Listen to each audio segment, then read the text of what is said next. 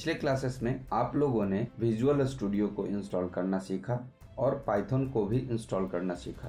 साथ ही साथ आप लोगों ने ये भी देखा कि विजुअल स्टूडियो कोड का इस्तेमाल करके हम पाइथन के किसी भी प्रोग्राम को किस तरीके से लिखते हैं और किस तरीके से रन करते हैं। अगर आप चाहते हैं पाइथन का पूरा नोट्स हमें पहले ही मिल जाए तो इसके लिए भी हमने आप लोगों को ऑप्शन दे रखा है।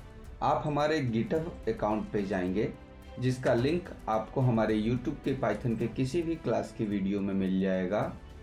ये हमारे गिटहब अकाउंट का URL है जिसमें पाइथन सेक्शन में हम आए हुए हैं। जब आप इसे ओपन करेंगे तो आप पाएंगे कि इसमें एक माइक्रोसॉफ्ट वर्ड का फाइल पाइथन नोट्स 2026 आपको मिल जाएगा, जिस पे क्लिक कर आप पूरे नोट्स को डाउनलोड कर सकते हैं। आप चाहें तो ये पूरा नोट्स यहीं पे भी पढ़ सकते हैं, समझ सकते हैं, और अगर कहीं कोई परेशानी होती है इसको पढ़ने या समझने में तो आप कमेंट सेक्शन में हमसे इसके बारे में पूछ भी सकते हैं। इसमें ये मैटर नहीं करता कि आज पाइथन का कौन सा क्लास चल रहा है। आप कभी भी किसी भी क्लास के दौरान कहीं से भी कोई भी क्वेश्चन जो आपके माइंड में आता है वो कमेंट सेक्शन में आप पूछिए, हम इसका जवाब देने की आपको पूरी कोशिश करेंगे। इसके अलावा हमने आप लोगों की सुविधा के लिए एक और फैसिलिटीज यहाँ दे रखी है। इसी गिटहब अकाउंट में पाइथन सेक्शन में आपको एक फोल्डर मिलेगा पाइथन प्रोग्रामिंग प्रैक्टिस। आप जब इसे ओपन करेंगे तो इसमें जितने भी डेज के सारे प्रोग्राम्स होंगे उनका सारा प्रोग्राम और उसका एक्सप्लेनेशन आपको इसके अंदर देखने को मिलेगा। जैसे आज की जो वीडियो रिकॉर्ड करेंगे उसके लिए हमने यहाँ पर इसका सारा डिटेल मेंशन कर दिया है। आज हम इसी से रिलेटेड आपको जानकारी देंगे। ये देखिए, इस तरीके से आप किसी भी चीज को पहले से ही जान पाएंगे। हम पाइथन के इस नोट्स को यहीं पे राइट साइड में रखे रहेंगे ताकि वन बाय वन हम इसको एक्सप्लेन भी करते चलें, और इसका कोड हम यहाँ VS कोड में करेंगे। इसको हम यहाँ पर अरेंज कर देते हैं। ये हमारे पिछले क्लासेस का था और ये हमारे आज के क्लासेस का होगा। तो आज की क्लास अब हम यहाँ शुरू करते हैं। अब हम तीसरे प्रोग्राम की ओर बढ़ रहे हैं, मल्टी लाइन प्रिंट। ये क्या होता है? देखिए, अगर हमको मल्टीपल लाइन करना हो इसके लिए हम तीसरा फाइल एक जनरेट कर लेते हैं। इसको हम p3.py कर लें और इसको हम p2.py कर लें। इसको हम p1.py कर लेते हैं। हाँ, p3 वाले में हम अब आ गए। हम यहाँ पर लिखते हैं प्रिंट। यहाँ हम टाइप करते हैं वेलकम टू पाइथन, फिर इंटर की हमने प्रेस किया। हमने लिखा प्रिंट डे 1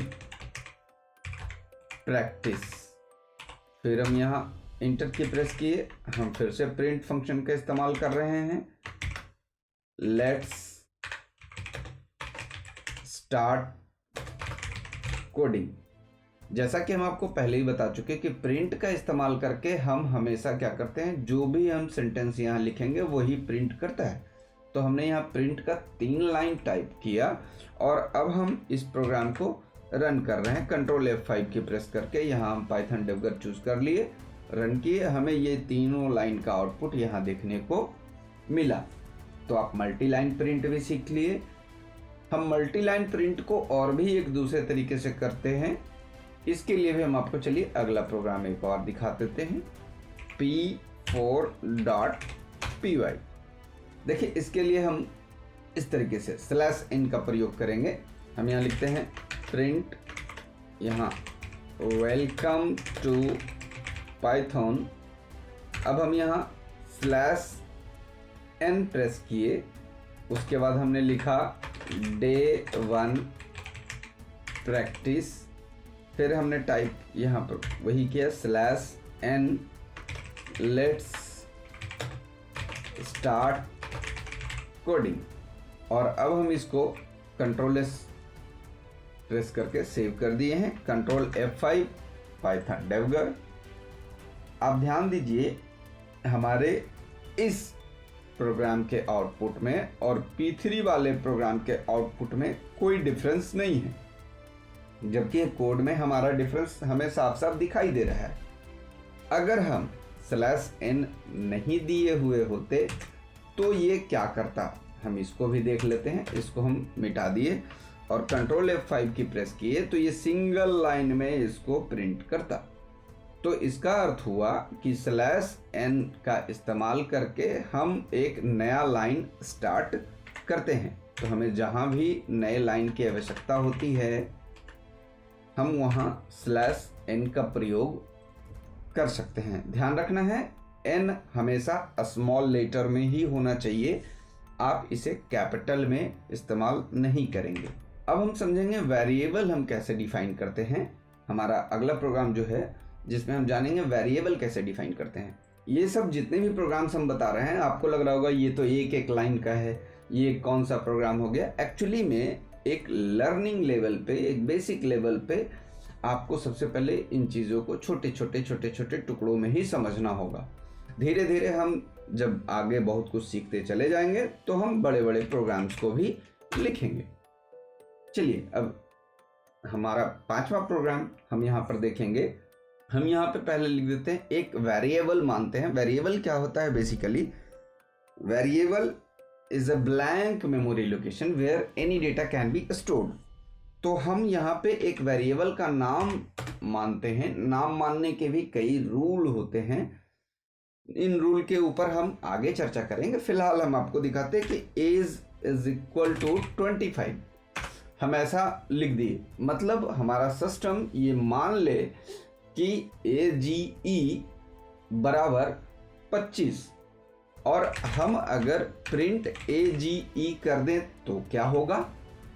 तो देखिए Ctrl F5 प्रेस करते ही हम जब इसे रन करेंगे तो ये बताएगा 25। ये AGE नहीं दिया।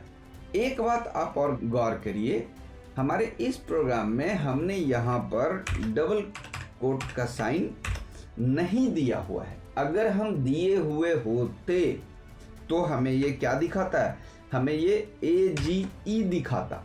देखिए AGE, बट अगर हम इस कोड का साइन इस्तेमाल नहीं करते हैं तो इसका अर्थ होता है कि हमने यहाँ पर जो भी टाइप करा वो एक वेरिएबल का नाम होगा और वेरिएबल का जो वैल्यू जो कि पहले से हमारे सिस्टम में स्टोर्ड है वो हमें यहाँ पर प्रिंट करके दिखाएगा। अब हम अगर इसे रन करें तो हमें क्या दिखाएगा? हमें ये 25 दिखाएगा। इस तरीके से हम किसी भी वेरिएबल में कोई भी वैल्यू को स्टोर करा सकते हैं। क्या ये वैल्यू हम डिफरेंट तरीके का भी स्टोर करा पाते हैं? तो हाँ, जैसे अगर हम 25.25 अगर करें तो हमें ये भी देखने को मिलेगा कि ये डेसिमल नंबर को ही हमें डिस्प्ले कराया। इस डेसिमल नंबर को हम लोग फ्लॉट नंबर के नाम से जानते हैं। हमारे प्रोग्रामिंग लैंग्वेजेस की दुनिया में डेसिमल के बाद आने वाले डिजिट्स अगर किसी इंटीजर नंबर के साथ इंक्लूड होते हैं तो हम उसे फ्लॉट नंबर कहते हैं। इस रेंज के बारे में भी हम लोग आगे की क्लासेस में जानते रहेंगे कि क्या होता है इंटीजर, क्या होता है फ्लॉट, क्या होता है स्ट्रिंग, क्या होता है कैरेक्टर, क्या होता है बुलियन। हम लोग इस पे आगे धीरे धीरे जानते रहेंगे आगे के क्लासेस में। तो आज की क्लासेस में हम लोग सिर्फ और सिर्फ बेसिक चीज़ें सीख रहे हैं एक छोटे छोटे टुकड़ों में।